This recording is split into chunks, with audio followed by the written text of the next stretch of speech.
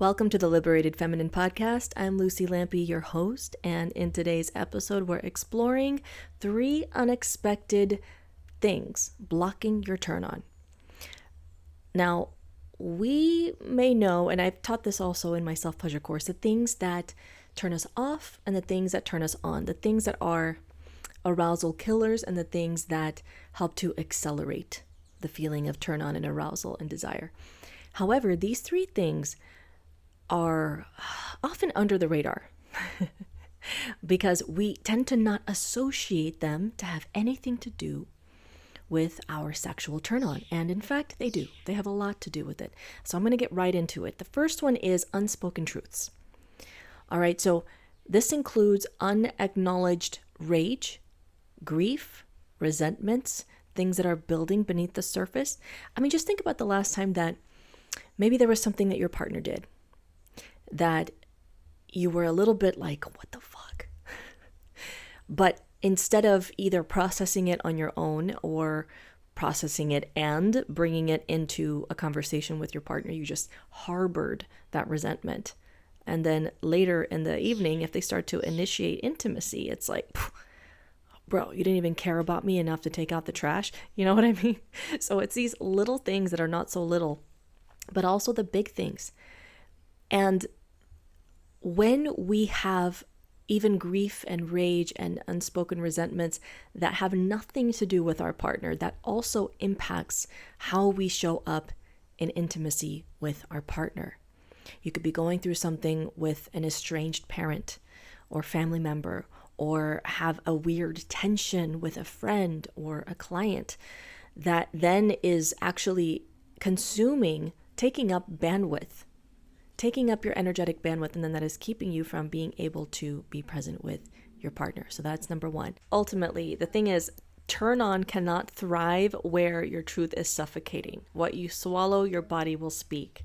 And a good example of how actually naming your truth helps with desire and turn on is I have a friend who texted me that, and she has a baby that's under a year old. And they had their moment, her and her partner, to have sex. And she felt rushed. And she was like feeling the pressure of that. And then she named it. She just said to her partner, hey, I'm afraid that I won't have the time to get where I need to go in the short time that we have. And just the fact that she was able to name that, and there's that intimacy, right? And being seen for where you're actually at, that dissolves so much of the tension and pressure that may not even be seen, but it's felt, so that you're then more open to experiencing what is present in the moment. And that's what happened with her, that after she said that, she just felt like, and then she was able to experience way more pleasure and turn on and like amazing sex with her partner than she thought that was possible in the time that they had it. So when you do give yourself the space to process whatever is going on in your body, whatever feelings, whatever dense emotions are coming up, that has a direct correlation to your erotic aliveness, A, and B, even more specific, your sexual turn on. Your body can only hold so much. It can't just keep bracing and bracing. How are you going to soften and feel pleasure when you're always bracing and trying to hold on to old shit, honestly? Which brings me to number 2, not letting yourself be seen. Now, you crave deep intimacy, but you keep the lights dim on the parts of you that actually want to be loved. For example, naming a fear and then feeling more open to intimacy, just like my friend. So this is directly tied into that one. So when she let herself be seen, when she let herself be seen in her vulnerability, in her insecurity perhaps, and the feeling of like, I don't know how this is gonna go, but I'm here and I'm present and I'm open and I'm willing, and there is a desire there. And just letting ourselves be seen in the intimacy, after all, is that into me you see. I know that was like a cheesy little thing that was going around some time ago, but it's true. It's letting ourselves be seen in a way that we could be rejected. As an old coach and mentor of mine used to say, until you give someone a reason to reject you, they cannot accept you. And what that means is, look, I'm going to show you the parts of me that could potentially be judged, misunderstood, rejected, give you the ick. And in doing so, I give you the opportunity to actually accept me and to truly love me, not just the curated version of me that I want, that I think is more lovable, but to actually see and know and love and accept and celebrate me.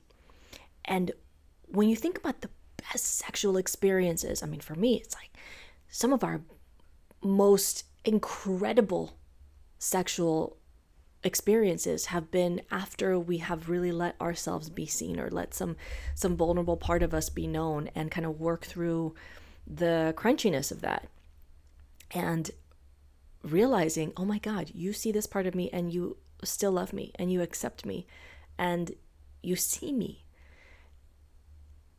There's a whole other kind of intimacy in that then sets the stage for sexual intimacy and turn on. When you feel like your partner doesn't get you, like you're isolated, you're alone, there's a loneliness,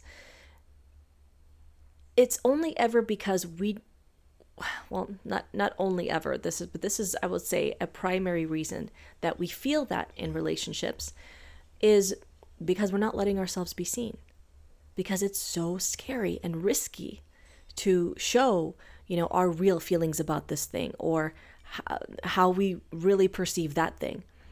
And if we just let our partners know, for example, hey, when you leave without giving me a kiss goodbye, when you just say bye and you don't actually come and give me a kiss, then I feel like this. I feel like more distant from you. If this is not your jam and you don't really care about that, then so be it. But for those of us who really, physical touch is our primary love language, the absence of that has a damaging cumulative effect. And so we want to be extra aware of the real impact that it's making on our turn on how much we trust our partners, on how we perceive each other as caring or not caring. All these things matter. And so when we really let ourselves be seen in a way that is revealing our hearts and not toxically attacking our partners that they're not doing this right, I'm not talking about that, but revealing your heart in a tender, vulnerable, exposing way of, hey, I really love it when you do this. And it hurts when you don't. It feels like, I feel like we're growing apart the less that you do this. It really matters to me. Can you please, please do this more for me? Or can we please do this together? And some would say that to not even ask, to not say, can you please do this, but to just say, hey, I really love it when you do this. And then just let that land and let them absorb that and run with it. Number 3 is trying to stay in control. The third unexpected thing blocking your turn on is trying to stay in control. Now, you can't open and grip at the same time. Control gives the illusion of safety, but it's all a lie. It's all a lie, y'all. I will tell you, there is no such thing as actually being in control. There is an illusion of you being in control. It's like you're a toddler on a tricycle on the back of a pickup truck. And you think you're driving the thing, but you're not. You're just sitting there and you're kind of steering it, but you're not in control. You just feel like you are. You feel powerful. You feel cool. You feel like a big kid. But at the end of the day, you're not driving the truck. All right? None of us are. Now, this is not to take away our sovereignty and our power, but to actually embody and recognize our power and sovereignty, which is in being in alignment with that source, with the... what do I want to call this in this conversation? With the consciousness that is actually steering that ship. With the love that is guiding you. So this is not meant to make you feel like a weak person with no power. It's actually you recognizing that your power comes from plugging straight into that source and aligning your actions with that and the things that your soul came here to do. And if you are here to as I'm guessing that you are if you're listening to this or watching this. You're here to live in the fullness of your humanness, of your divinity, and connected to your erotic aliveness, connected to your life force. And you are going to want to, real quick, clean up any distortions around how much control you have. Your ego is going to be real humbled.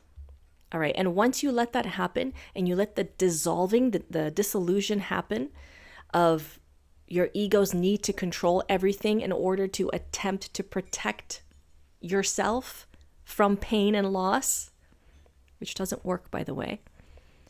But when you let that go, when you soften your grips, you unclaw, you take your claws out of that, you get to soften. You get to surrender. You get to feel more pleasure. You get to flirt with life. And a lot of this too is so directly tied to our nervous system, because in that bracing state of trying to hold on and cling and grasp, there's something outside of me that is going to give me the turn on that I am looking for. What's wrong with my body? As long as we're in that space, we are unable to connect with the deepest, most delicious, most satisfying turn on that our bodies are capable of. And especially if you have come from a space of, let's say that you had a connection to your sexual intensity at some point in the past. But then when you started going on this healing journey, on the spiritual journey, all of the above, maybe you feel like you've lost touch with that. And now you're like, where's my turn on? Where's my arousal? Why am I not feeling all juicy? What's going on? Some of that might have to do with how in your nervous system you previously associated danger with arousal. And your turn on came from more adrenaline than oxytocin. And now that you are opening your heart, you're softening you're softening. You're just softening into life. You're less trying to bulldoze your way through your emotions and bulldoze your way through life. Now that you're softening into life, guess what? Life is inviting you to experience turn on from that openness instead of from that bracing. And so it is going to feel different. So an extra point I want to make in this is that what if your turn on is not missing? What if your turn on is just showing up differently and you are just missing it? You're not recognizing it because you're expecting it to come into the room dressed up in a different outfit. So a little extra invitation here would be to notice the ways that your body is actually subtly, maybe, feeling that turn on, feeling that, that glow of aliveness, that spark. And then how can you amplify and build on that so that you can not just experience the spiritual, energetic kind of fullness of it, but also the physical, sexual, juicy, vibrant, pussy throbbing type of pleasure in your body.